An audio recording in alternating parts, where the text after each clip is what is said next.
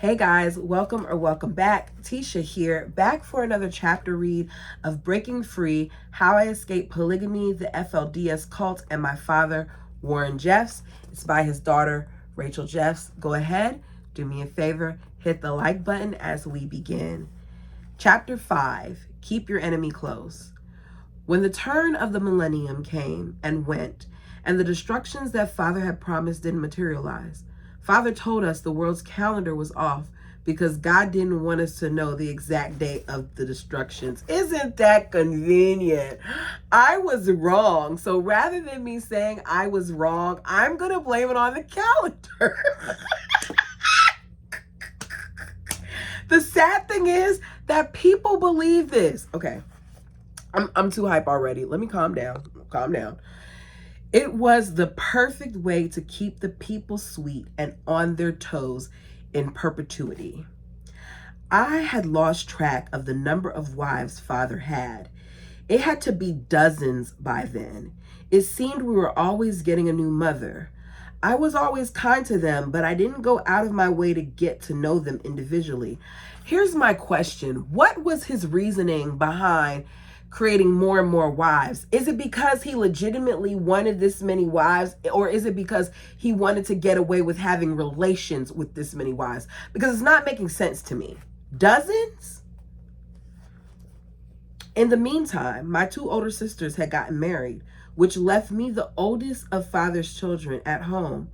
I was feeling restless, so in August, just before the start of school, I asked Father if I could be his school assistant. Interesting. He was still principal of the Just Academy, but his duties as first counselor and de facto leader of the church took up much of his time. We were sitting at a lunch table and he looked across at me, his eyebrows raised in surprise. Do you really want to? Yes, really. Ever since I had written the letter and Father had begged for my forgiveness and my silence, I felt a sense of empowerment. He could no longer hurt me, and if I asked for something, I knew he'd agree to it, if only to ensure the safety of his secret. I'm not mad at her for turning this thing around on him and finally regaining some control, especially if she's actually regained control, but we'll see. I got as many favors out of Father as I could within reason. Come up to the office and talk to me about it after lunch, Father said. Father put me through his assistant training, which I was glad to have. It helped me understand how Father thought and why he did what he did. Never make me repeat myself. Never say the word what to me. Learn to listen very carefully to what I say. Never show your weakness to someone you have authority over, such as a teacher to a student or a parent to a child. Always make sure they respect you. My job was to attend all of his school trainings, take notes, and transcribe his words. I ordered all of the school supplies, such as books and physical education equipment. I was Father's messenger to all of the teachers, as well as the school recorder, keeping track of student enrollment and teacher staffing. When I had time, I substitute taught classes as needed. Father also gave me the keys to his bedroom and office, saying, "You will be the only other person with access to my private areas besides me." Father also gave me the keys to his bedroom and office, saying, "You will be the only other person with access to my private areas besides me." Something about that I'm just not feeling. How is it that your daughter, whom you've done inappropriate things to, is being given this, meanwhile your wives haven't? I don't want those, I said, but he insisted I kept them. When his sister Rachel had been his assistant, she had the same keys. Over the next months, Father kept me close to him, but he never tried to be intimate with me. One of Father's duties for grandfather was taking him on a long drive every day, up to 4 hours or even more, and Father would often have me join on these rides. Sometimes Father asked me to drive him alone at night so that he could get some sleep. With more than 30 wives at home, this was the only way that Father could get any rest. I was not to tell anyone that I was driving him. So did the grandfather not realize he was being driven by her? Father's wives grew increasingly jealous of the time I spent with him, which I didn't understand. I was no threat to them. I did not love father as they did, and the memory of what he had done to me in the past still filled me with burning anger and hatred. Although, of course, they knew nothing about that. I was just trying to spend my last years at home as a normal daughter, although the reason that he favored me so above his other daughters was never far off my mind. If you've ever been in a situation where you have been, we're going to call it what it is, molested, assaulted, AR'd by someone, it's a very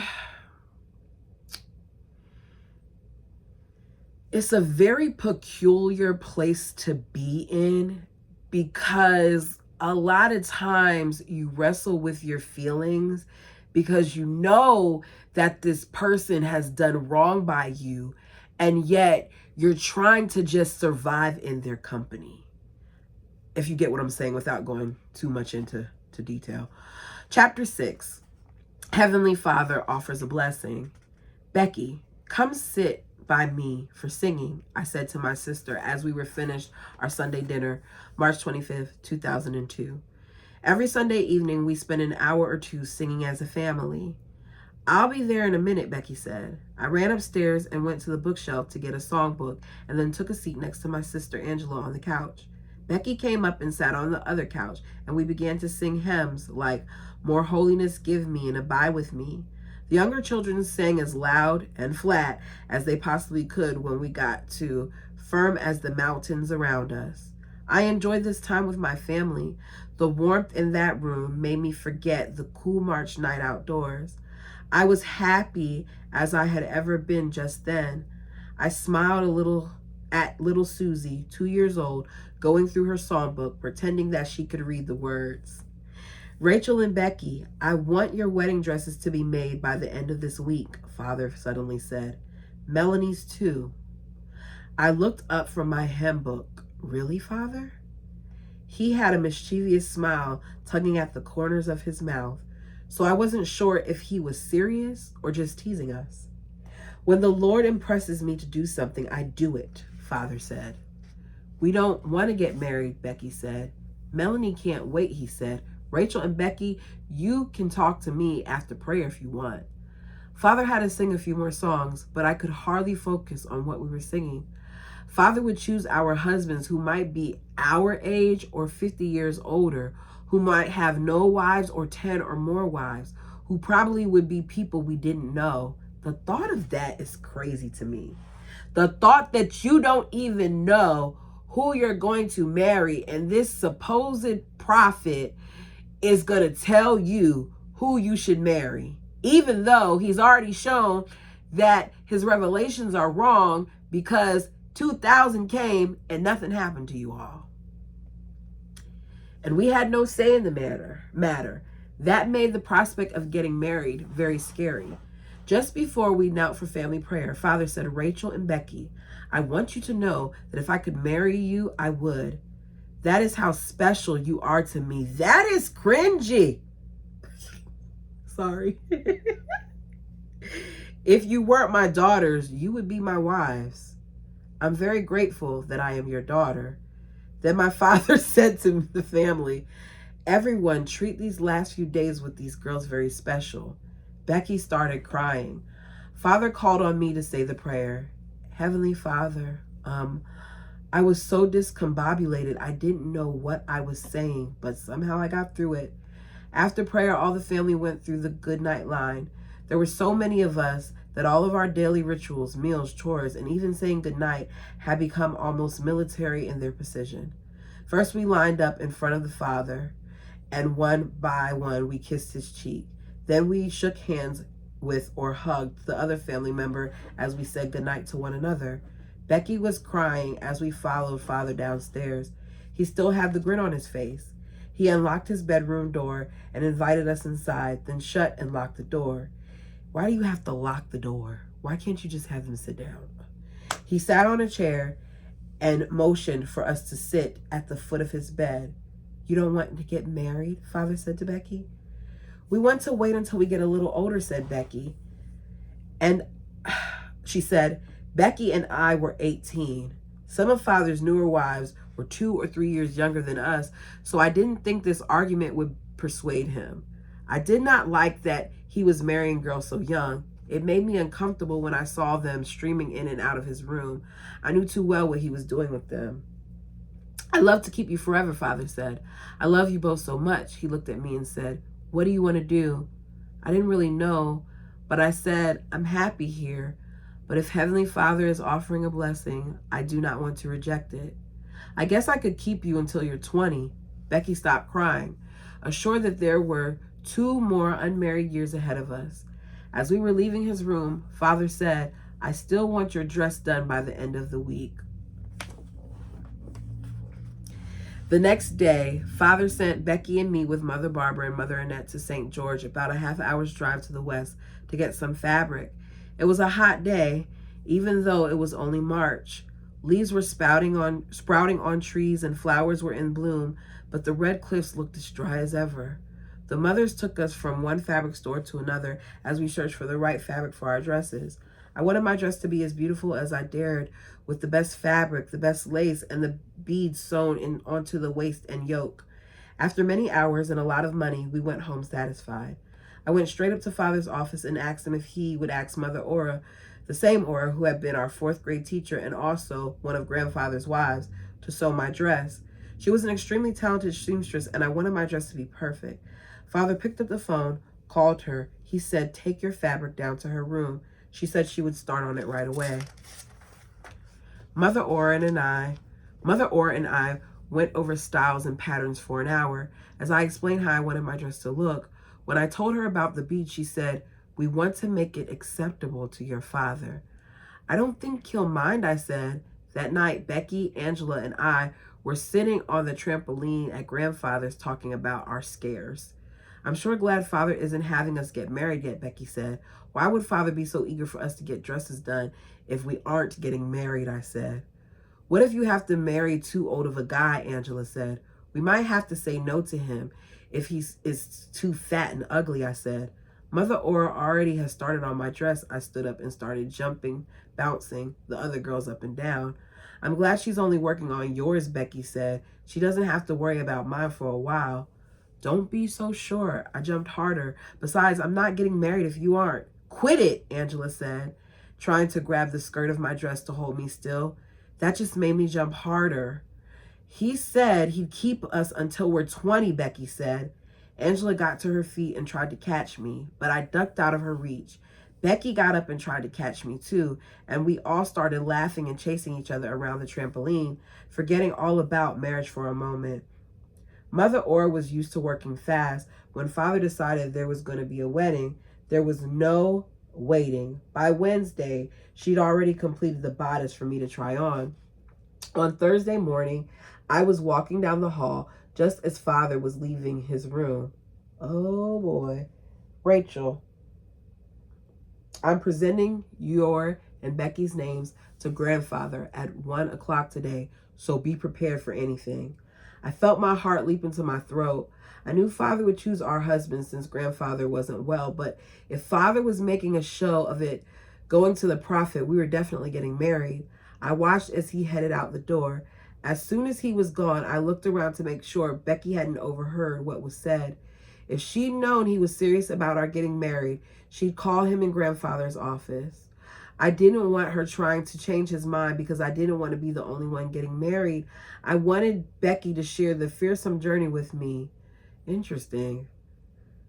I couldn't focus on anything the rest of the morning. At 1 p.m., I found Becky having lunch in the dining room. Hey, come outside with me for a minute, I said.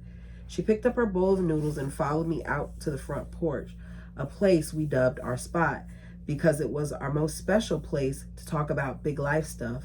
Most of the family never sat out there, so it was usually a safe bet we'd have it all to ourselves.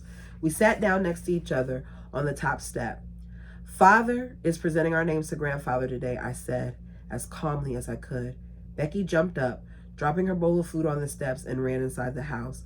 I have to call Father and tell him I don't want to get married, she said as the door slammed shut behind her. She came back a short time later. Father's not answering the phone. Just because he's presenting our names, it doesn't automatically mean we're getting married. It might just mean that, I said, I hope you're right. We are not a bit ready for marriage. Let's talk about something else, I said. I think it's awesome Mother Sharon is finally going to have a baby. Me too, but I don't think you can distract me, Becky said. I'm way too worried about getting married.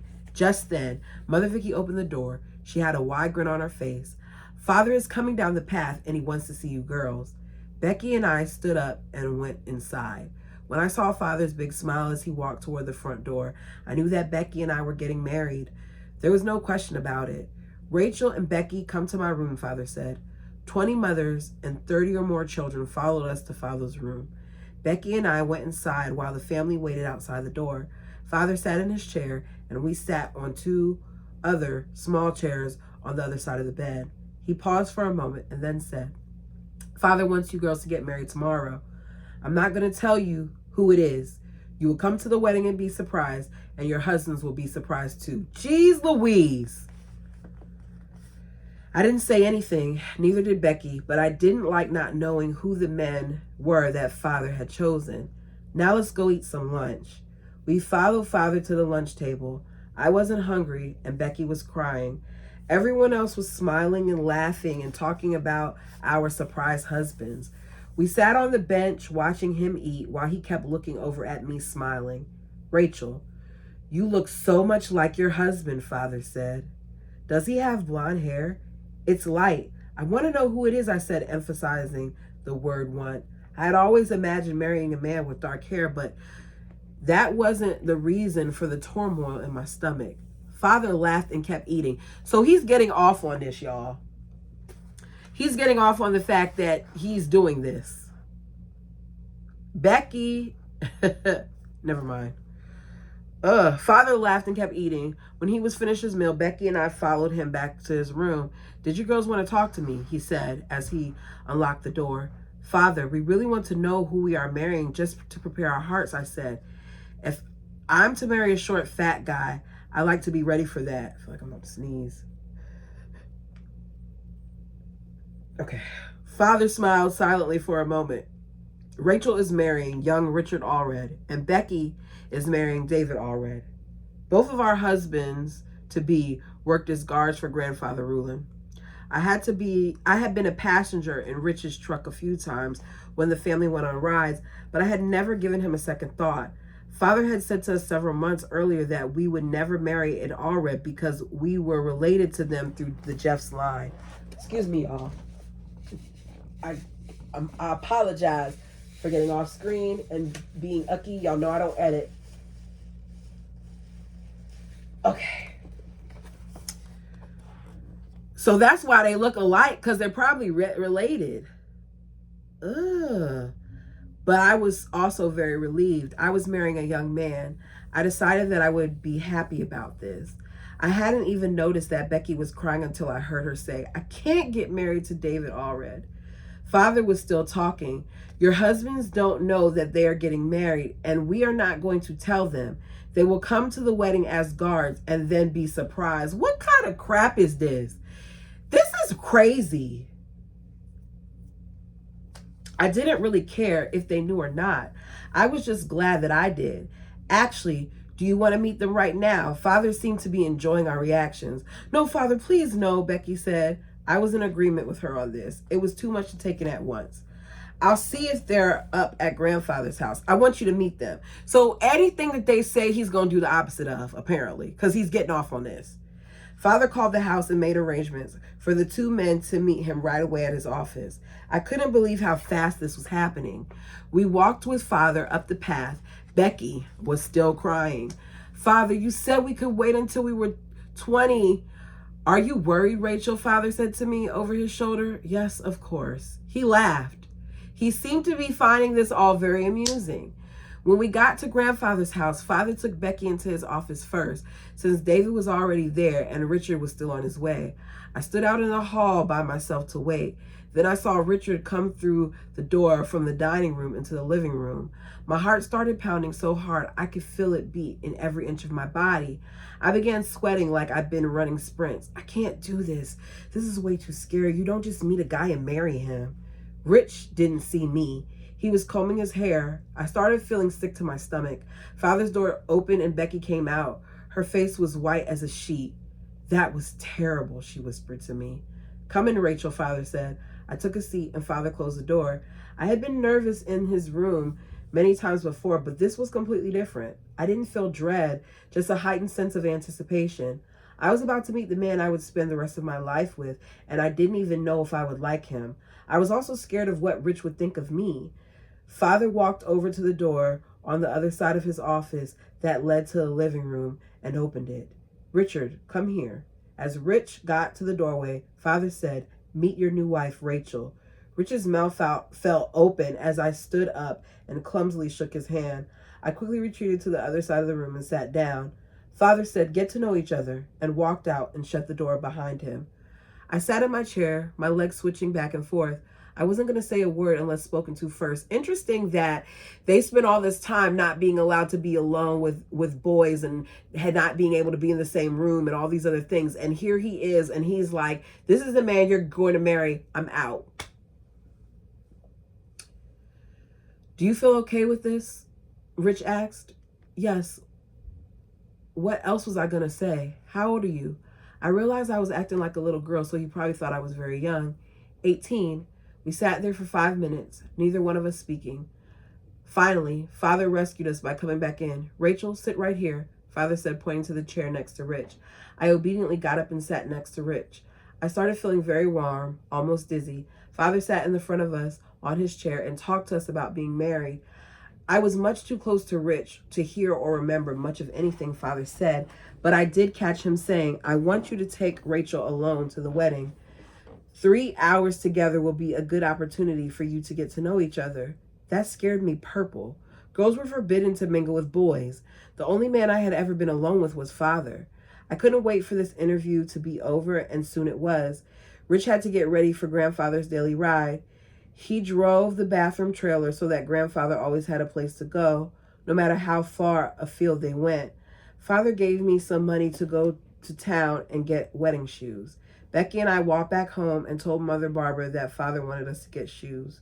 Mother went to get Mother Annette while Becky and I waited for them in the van.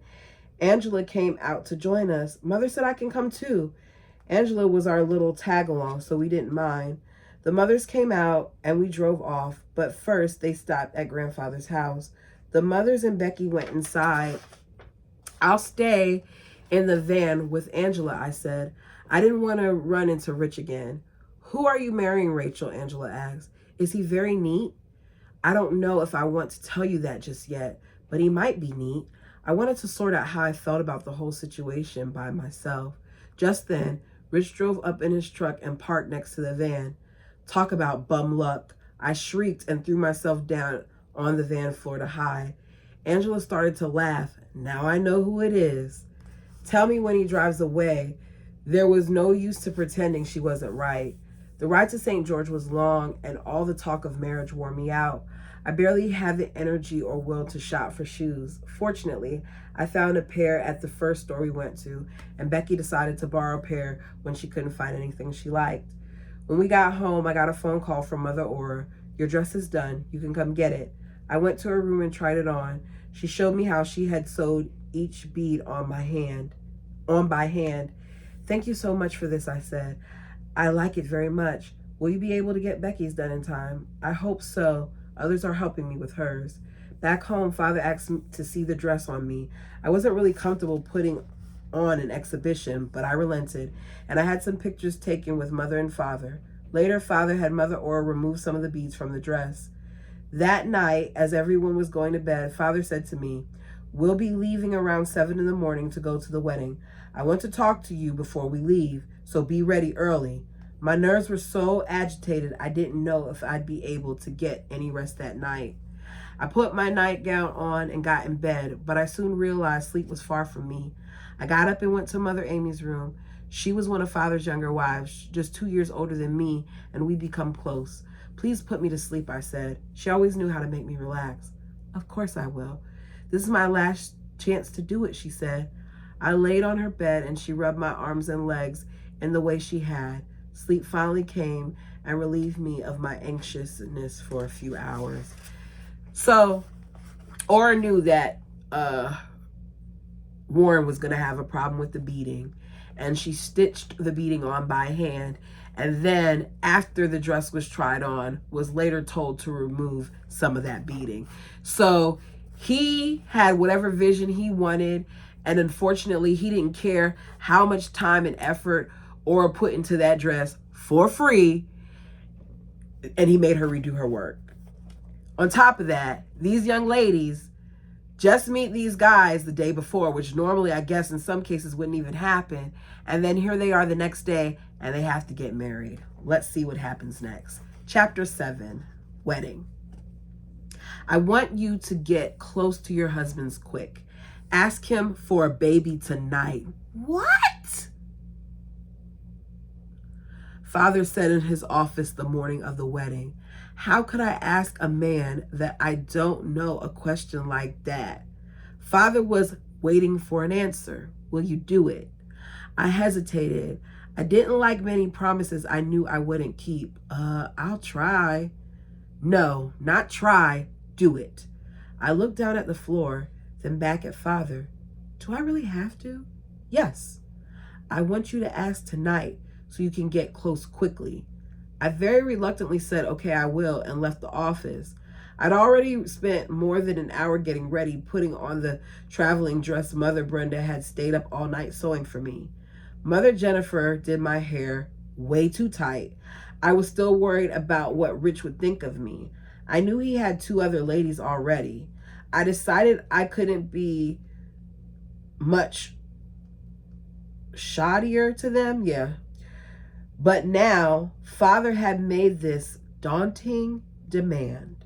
When Father and I left his office, Becky and David were in the hallway. I could hear a lot of commotion in the dining room. Father waved Rich over. The grandmothers asked if you could walk in there together so they could enjoy seeing you. Don't have me on exhibit for person after person after person. Like, y'all see me enough around here. You don't need to see me on exhibition on my wedding day. Becky and her man went in first, and then Rich took my hand in his. My heart did an extra 10 beats. His hand was so large, I felt awkward standing so close to him. We walked into the dining room, and the grandmothers oohed and awed. Rich walked me back out of the room and let go of my hand. I need to get the trailer ready, he said. I stood in the hallway, not knowing what to do next. My older sister, Marianne, came over to me. Rich's truck is down by Uncle Seth's house, so you better go. I don't dare. Marianne laughed. Come on, I'll walk you down there. My next oldest sister, Sandra, was standing by her uncle Neffy's ride. Sandra, what should I do? What do I say to him, I asked. Just go get in the truck. It will work out. I walked down to Rich's truck and climbed in on one passenger side. I was relieved that he wasn't there. I looked out of the other passenger side window and waited. When I heard Rich get in on the driver's side, I looked over very quickly, then returned my gaze out the window. Rich started the engine, and we set out. As we rounded the corner by the school, Rich's sister Jenny saw us and started jumping up and down. No one outside of Father's family was supposed to know we were getting married, but Jenny seemed to be very excited to learn our secret. Rich stopped the truck back at Grandfather's house, and Father approached. Rich rolled down his windows. Hold a second. No one outside of their family, out of her father's family, knew. So does that mean that his wives didn't know? The 2 other wives that are at the house, does that mean they did not know that this man was about to get married? Oh no. Rich rolled down his window. Rachel, what are you sitting clear over there for? On the way back, you sit by your husband, Father said, pointing to the center bench seat. I was about to spend 3 hours alone with a stranger I was about to marry. I couldn't think of a thing to say. Rich was silent too, which was a little surprising since he'd been through this twice before. We were headed for the Caliente Hot Springs Motel in Caliente, Nevada. I hope I'm saying that right. Calient, about 150 miles north of Las Vegas. The motel had been purchased by members of the church in 1997, and it's where all of our weddings were conducted until 2004. It wasn't fancy, but it was private, which was useful, especially when underage girls were getting married. This is crazy. We must have been an hour into the drive when Rich finally spoke. Rachel, do you play the piano? He asked. I do, but I'm better at the violin. Those were the only words we exchanged for the whole ride. For 3 hours?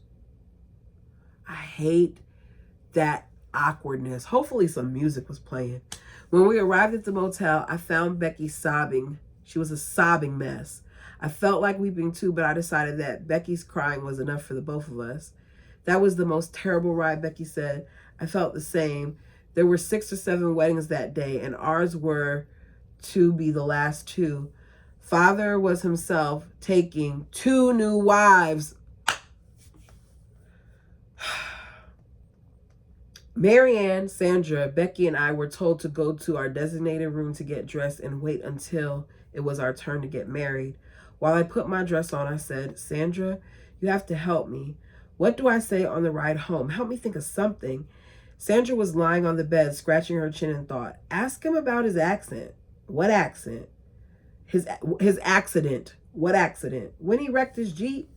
Oh, right. I heard something about it when it happened 3 or 4 years earlier. Rich had broken his neck and had spent a long time in the hospital.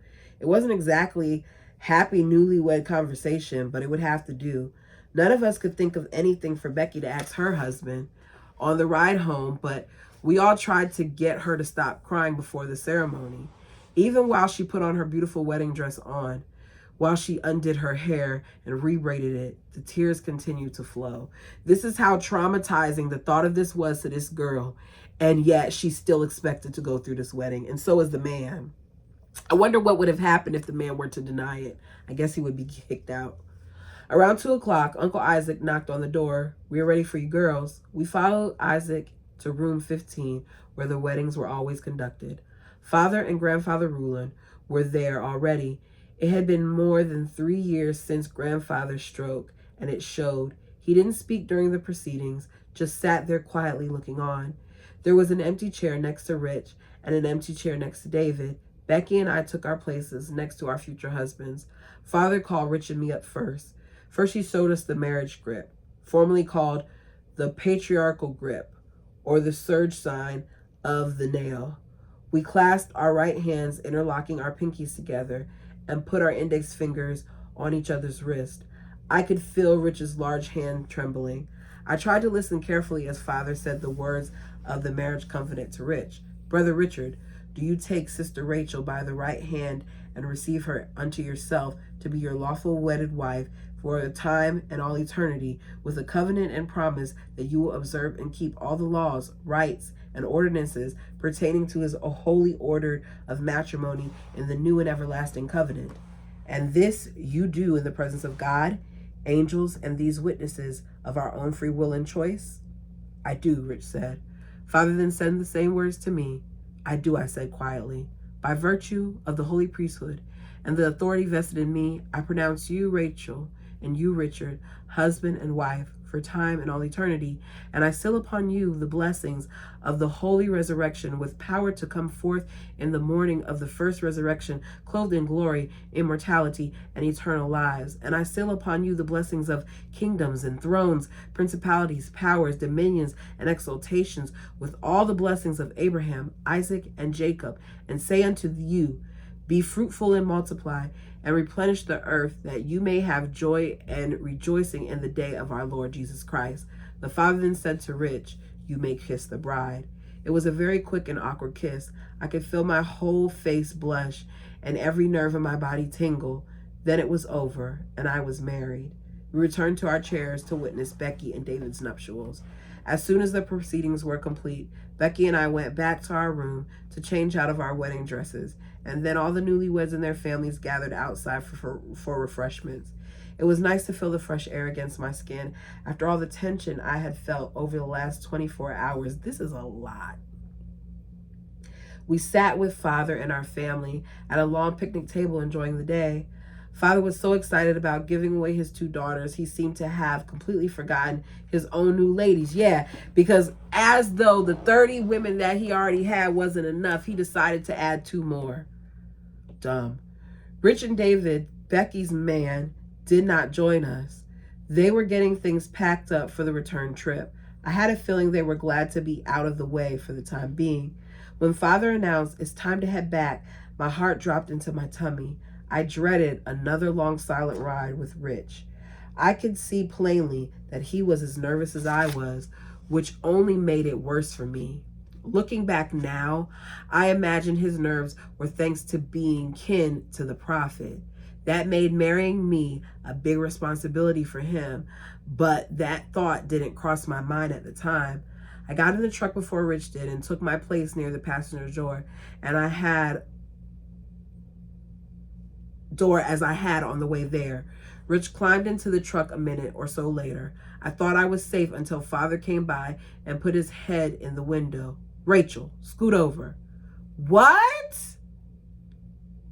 Why aren't you riding with your 2 new wives? Why are you so trying to be a part? Oh, he's annoying.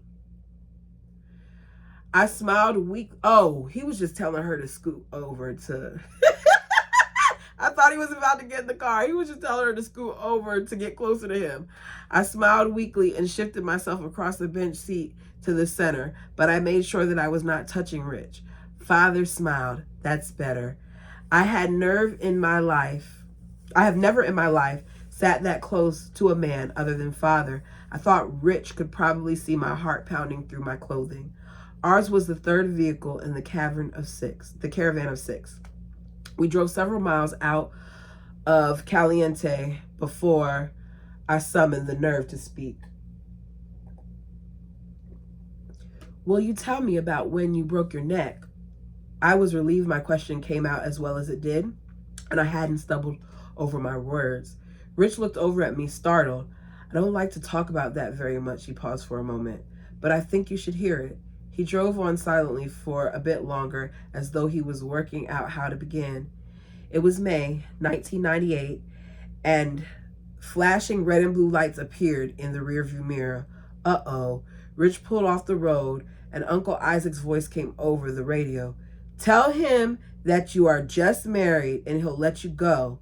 Rich rolled down his window as the cop walked up. You were going a little fast on this stretch of road. You were doing 65 in a 55 mile per hour zone. Oh, that's fast. Okay. I'm sorry, sir. I didn't notice the speed limit change. I could imagine why Rich was distracted. My nerves were so jangled. I have put the truck in a ditch if I'd been driving that day. Will you be attentive, the cop said, and let us off with a warning. We hadn't had to mention the wedding. Back on the road, Rich resumed his story. His Jeep had flipped over because he was driving too fast as he went over a cattle guard on a dirt road. The other guys were okay, but Rich had been knocked out. When he woke up, he realized immediately that something was wrong with his neck. He described the ambulance ride to the hospital, then being flown to a bigger trauma hospital in Salt Lake City. Grandfather Rulon had visited him there, and Rich had been very impressed with the man's greatness. When Rich talked about his lowest time in the hospital, when he wondered if he would ever be himself again, he put his hand on my knee. His touch was gentle, but my skin seemed to burn under his finger, and I started to tremble. Rich must have sensed my nerves because he returned his hand to the steering wheel. I let out a breath, and my muscles slowly relaxed. I didn't understand why his touch affected me so, and I suddenly found it hard to focus on his story. I had to force myself to pay attention. Does your neck still bother you some? They had to fuse some of the vertebrae, Rich demonstrated, that he could turn his head only so far. And once in a while, it reminds me I need to exercise it more, but for the most part, I feel surprisingly well. The doctors said it would affect me more than it has. The whole account made me feel tender toward him, but I didn't dare express it. As we continued on our journey, Rich shared some other experiences, and he talked about his testimony and how he believed that my grandfather Rulon was a true prophet of God. I believe that Rich's heart was good and sincere, My tongue also felt looser, and I asked him more questions that he freely answered. By the end of the drive, I didn't feel nervous anymore. Maybe I would grow to love this man I was sitting so close to. My emotions were all weird and mixed up, and I couldn't place or understand them. But somewhere in the maelstrom, I felt a spark of hope.